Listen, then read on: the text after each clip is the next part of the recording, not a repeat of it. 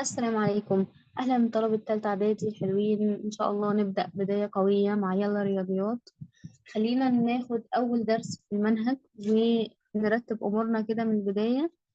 المنهج بسيط وسهل، ما نخوفش نفسنا من أي حاجة. المنهج سهل جدا وهيبقى سهل إن شاء الله، وإحنا مع بعض واحدة واحدة هناخد المنهج جزء جزء. أول درس معانا في المنهج هو الضرب الديكارتي. الضرب الديكارسي ده يبان الاسم صعب شوية، ويبان ان الاسم كبير قوي، وحاسين ان احنا ايه ده داخلين على موضوع صعب قوي. لكن الدرس بسيط جدا وما فيهوش اي حاجة خالص. محتاجين بس ان احنا نركز فيه، وهيبقى من اسهل الدروس في المنهج. قبل ما نبدأ في الضرب الديكارتي، عايزين نفتكر حاجة كده من اللي فات. كان عندي حاجة اسمها زوج مرتب.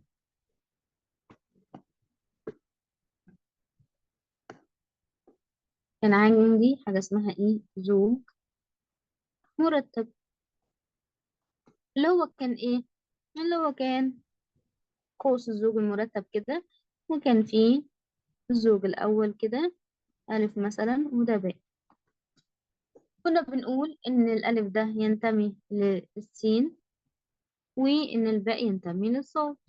لما باجي أرسمه كده على الشبكة بتاعتي، فكنت باجي آخد الرقم. لو فرضنا مثلا إن عندي الزوج المرتب مثلا 1 و2، فهنا عندي الأرقام أهي: 1 2 3 4، وده الصادات اهو 1 2 3. فهاجي ارسم الزوج المرتب 1 و2 ده، هاجي عند السين عند الواحد واطلع فوق لغاية لما اوصل عند الاتنين، وهي دي النقطة بتاعتي اللي هي 1 و2. طيب، هل او نفتكر مع بعض كده، هل 1 و2 دي يا مس هي 2 و1؟ لا طبعا. طب ليه؟ ما هي 1 والاتنين، وهي 2 و1 نفس الرقم. لا، تعالوا كده نرسم 2 و1. الاتنين فين؟ الاتنين اهي في السين، هطلع فوق عند الواحد اهي. دي النقطة ايه؟ 2 و1. هل النقطتين عند يعني هل الزوجين عند نفس النقطة؟ لا طبعا. ال2 و1 مختلفة تماما عن ايه؟ عن ال1 و2. اذا الزوج المرتب 1 و2 لا يساوي ايه؟ الزوج المرتب 2 و1. يبقى ما عنديش هنا ايه؟ تساوي السين الا في حاله واحده، ان انا لو قلت لك ايه مفيش اي زوج مرتب بيساوي التاني، الا لو انا قلت لك والله انا عندي زوج مرتب 1 و3، والزوج المرتب 1 و3.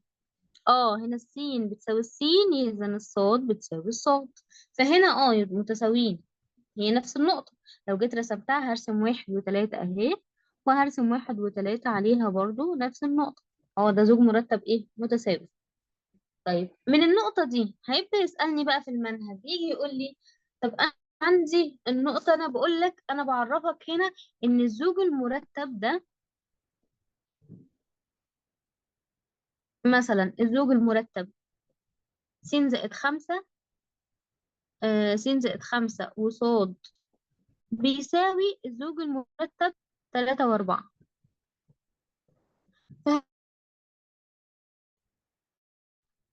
ماشي والله، ولا أي حاجة. مش أنا عندي قلت أنا في حالة إن أنا الزوجين المرتب متساويين، إذا السين هتساوي السين والصاد هتساوي الصاد. أيوه، هاخد السين هنا دي اللي هي ايه؟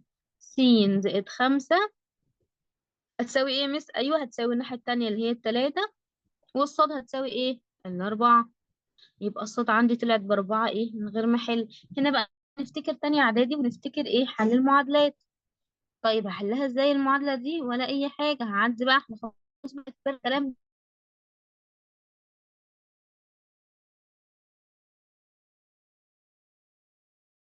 -5 زائد 3 هتطلع ايه؟ -2. يبقى السين عندي -2 والصاد ايه؟ ب4.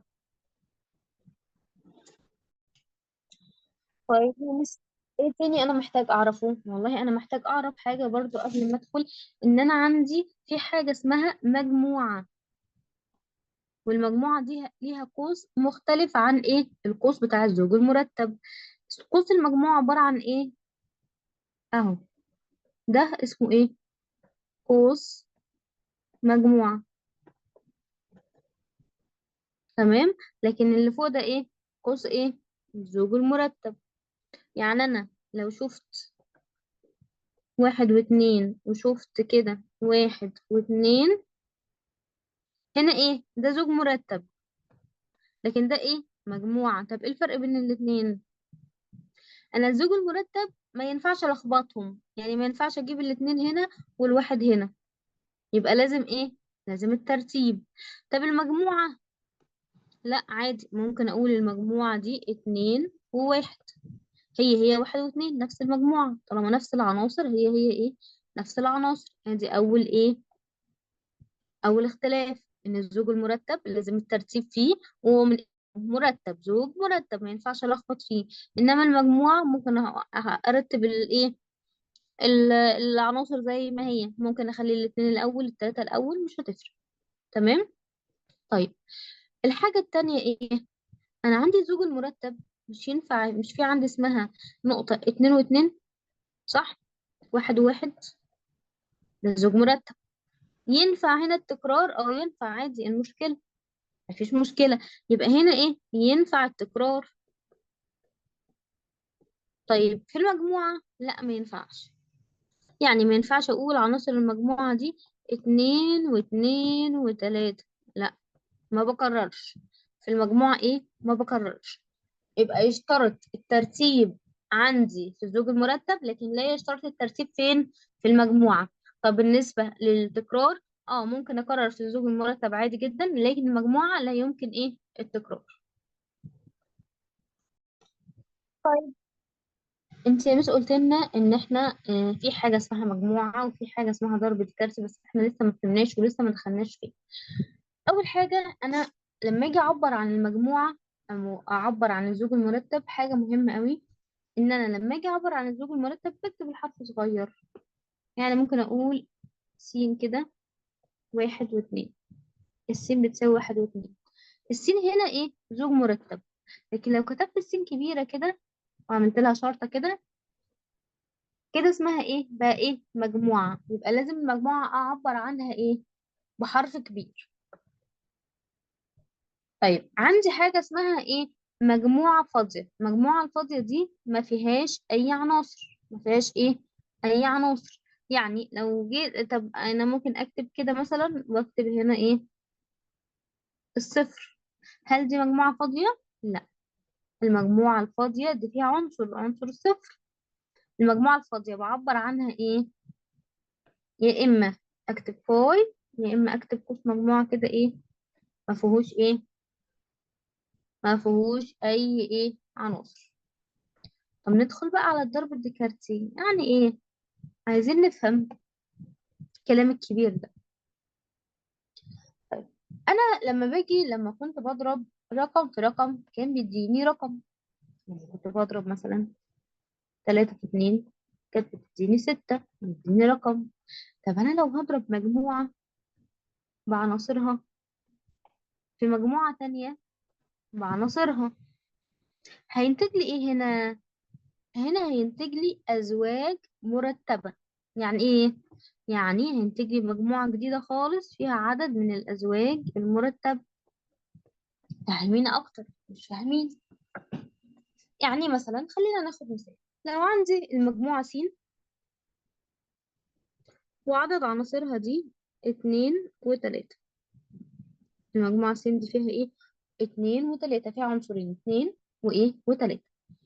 وعندي المجموعة صاد عناصرها ايه؟ 5 و6. حلو أوي. أنا عايزة أضرب هنا السين في صاد. عايزة أضرب ايه؟ المجموعة س في المجموعة صاد. هكتب اهو المجموعة س أضربها في المجموعة صاد. طيب هعمل ايه بقى؟ في الضرب الديكارتي أنا طبعا مش هضرب المجموعة، أنا عندي عناصر هنا وعناصر هنا.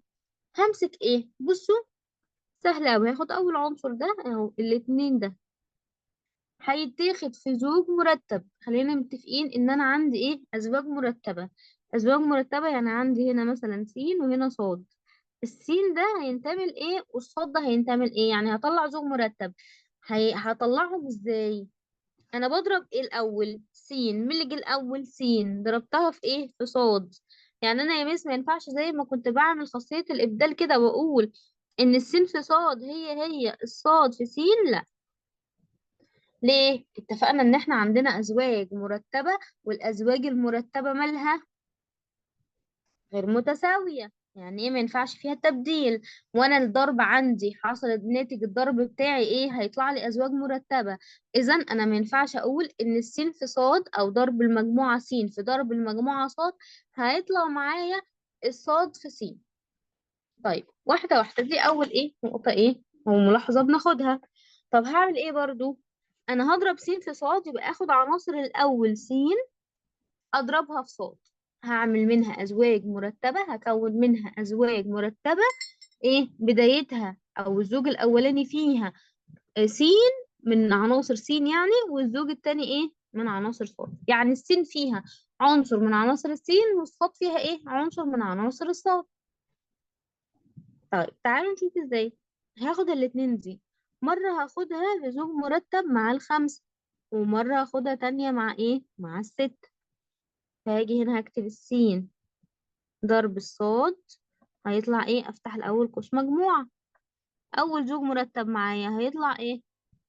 اول حاجة ايه 2 مع الخمسة في زوج مرتب، وبعدين الاتنين مع الستة في زوج مرتب. انا حاسة ان احنا بنلعب لعبة، حاجة ايه سهلة وبسيطة. طيب اخدت عنصر الاتنين وايه، واخد ايه عناصر الصاد كلها. طب بعدين هاخد العنصر التاني اللي هو التلاتة، برضو هيطلع لي زوج مرتب. السين بتاعه تلاتة، والصاد بتاعه هيبقى ايه خمسة، والزوج اللي بعده هيبقى ايه السين بتاعه بتلاتة، والصاد برضو ايه العنصر التاني في الصاد اللي هي ايه ستة. طلعت الايه الازواج المرتبة. هو ده الضرب الديكارتي، هو ده الضرب الديكارتي. تاني، يبقى انا بعمل ايه بضرب عناصر المجموعة، العناصر المجموعة الاولى بتشترك مع عناصر المجموعة التانية ايه في زوج مرتب. طب يا ميس انت قلتي لي ان السين في صاد هي مش هي الصاد في سين، طب ليه بقى مش هما؟ لا مش هما. تعالوا نشوف كده. لو هضرب صاد في سين هفتح قوس مجموعة، هنا هبدأ ايه هيبقى عناصر الصاد هي اللي جوه السين الأول. أول زوج مرتب هيبقى خمسة، وإيه مع الخمسة هتشترك مع الاتنين، وبعدين هتشترك مع التلاتة هتبقى خمسة واتنين. ده أول زوج مرتب. الزوج المرتب اللي بعده ايه خمسة مع التلاتة. اللي بعده هاخد عنصر الستة، الستة مع الاتنين في زوج مرتب، وبعدين الزوج التاني ستة مع التلاتة.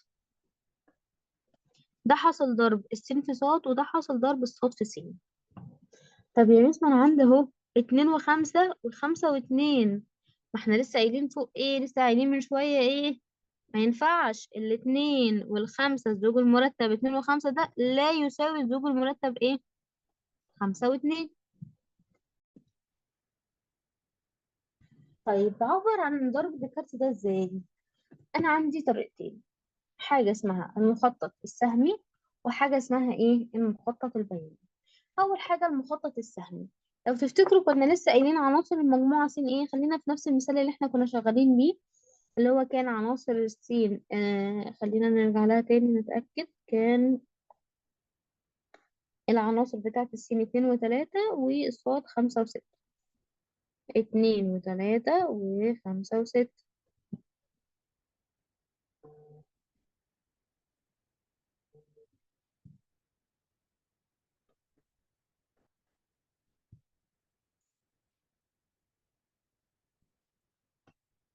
احطها ازاي؟ عناصر المجموعة س فين هكتبها هنا. انا بضرب مين الاول السين في ايه في الصاد. طيب هكتب تحت السين عناصرها اللي هي ايه اتنين وتلاتة، وتحت الصاد عناصرها اللي هي خمسة وستة. وبعدين هعمل ايه انا مخطط سهمي.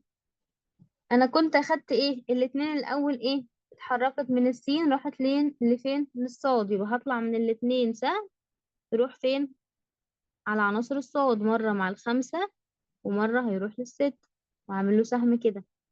السهم طالع منين من الاتنين رايح فين للخمسة، يبقى السهم طالع منين من الاتنين رايح فين رايح الخمسة.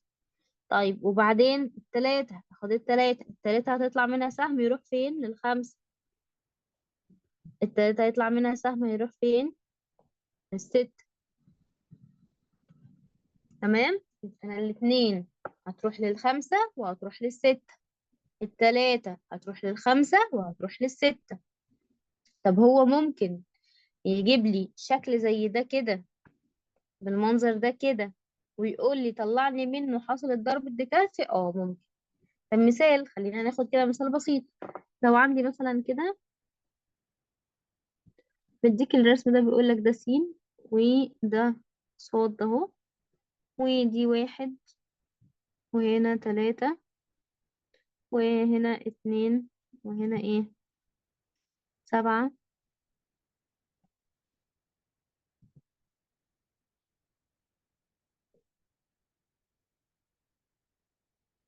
وقال لك عايز حاصل الضرب الديكارتي، هعمل ايه؟ هفتح قوس المجموعة. هو هنا ايه؟ السهم طالع منين؟ طالع من س، رايح فين؟ رايح لصاد، يبقى هنا الضرب عند ايه؟ س في صاد. وافتح قوس المجموعة. اول قوس مجموعة، اول زوج مرتب معايا اللي هو ايه؟ الواحد، رايح فين؟ للاتنين، يبقى اول زوج مرتب واحد واتنين. وبعدين الواحد طالع منه كام سهم؟ سهمين، سهم رايح للاتنين وسهم رايح للسبعة، يبقى اول زوج مرتب واحد واتنين وتاني زوج مرتب واحد وسبعة. طب اللي بعده التلاتة، عنصر التلاتة، اول زوج مرتب التلاتة طالعة للاتنين، وبعدين ايه؟ راح ايه؟ طالع سهم من التلاتة رايح للسبعة، يبقى تلاتة وسبعة. طلعت ايه؟ الضرب الديكارت بتاعي، حصل الضرب الديكارت بتاعي من ايه؟ من المخطط السهمي. طيب في شكل تاني للمخطط السهمي، لو جه قال لك اضرب لي، اداني عن عنصر مثلا س، وقال لك عايز س في س، ومجموع س دي ايه؟ مثلا عناصرها اتنين وخمسة. عايزة اضرب س في س، اول حاجة عشان ما تلخبطش هكتب س تاني، اتنين وخمسة. طيب ممكن اكتب هنا، يعني اعمل هنا س وهنا س واكتب عناصر اللي هو اتنين وخمسة وهنا اتنين وخمسة، او ممكن اعملها هنا ايه شكل تاني، ده ايه؟ لو هضرب مجموعة في نفسها، مجموعة ايه في نفسها. يبقى لو هضرب مجموعة في نفسها هعمل ايه؟ هعمل المستطيل ده واكتب العناصر اللي هو اتنين وخمسة. طيب اهو الاتنين واهو الخمسة. الاتنين الاول هتروح لفين؟ الاتنين هتروح على نفسها، هتروح على نفسها، هتمشي كده وترجع كده تاني. دي بنسميها ايه؟ عروة. بنسميها ايه؟ عروة. السهم ايه؟ طالع منها ورايح ليها تاني، اللي هي هنمثلها بالزوج المرتب ايه؟ اتنين واتنين. ماشي. وبعدين الاتنين هيطلع منها سهم هيروح للخمسة اهو. السهم طالع منين؟ من الاتنين رايح فين؟ للخمسة. اتأكد ان اتجاه السهم بتاعي صح. وبعدين خلصت الاتنين اهو، راحت لنفسها وبعدين راحت للخمسة. الخمسة اول حاجة هتروح للاتنين، هترجع للاتنين اهو. يبقى انا عندي سهم طالع من الخمسة رايح للاتنين، وانا نسيت اكتب التاني ده اللي هو ايه؟ الزوج المرتب اتنين وخمسة. وبعدين ايه؟ الخمسة هتروح من الخمسة للاتنين، هيبقى عندي زوج مرتب خمسة واتنين. وبعدين الخمسة هتروح لنفسها اهي، خمسة هتروح لنفسها تاني اهي، وهيجي ايه؟ هتعمل عروة على ايه؟ على نفسها، اللي هو الزوج المرتب ايه؟ خمسة. وده طلعت ايه؟ حاصل ضرب السين في السين. سهل. سهل وبسيط كمان. طب خلينا نشوف المخطط ايه؟ البياني. المخطط البياني بمثله كده، هعمل مثلا حاصل ضرب مثلا السين في الصاد. لو عناصر السين مثلا خلينا نقول ان هي مثلا اتنين وخمسة، وهي عناصر الصاد اللي هي ايه؟ واحد وتلاتة. هكتب تحت هنا اهي السين، عناصر السين اللي هي اتنين اهي والخمسة. وبعدين مع عناصر الصاد واكتب هنا ايه؟ السين اهي، ادي الصاد اهو اللي هي ايه؟ واحد وتلاتة. اطلع هنا ايه، ارسم خط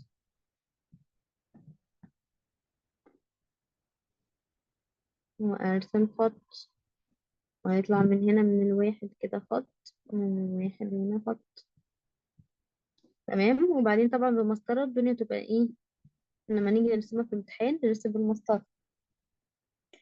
الاتنين هتطلع مع الواحد الأول بنقطة اهي، وبعدين الاتنين هتروح مع التلاتة ترتبط بنقطة، ده زوج مرتب. يبقى أنا حاصل الضرب بتاعي اللي هو ايه، واحد، اتنين قصدي، وراح من السين للصاد اضرب سين في صاد. يبقى الاتنين والواحد ده أول زوج مرتب، وبعدين الاتنين مع التلاتة ده تاني زوج مرتب. وبعدين ايه العنصر التاني اللي هو الخمسة، خمسة مع الواحد ده زوج مرتب، والخمسة مع التلاتة ده زوج مرتب.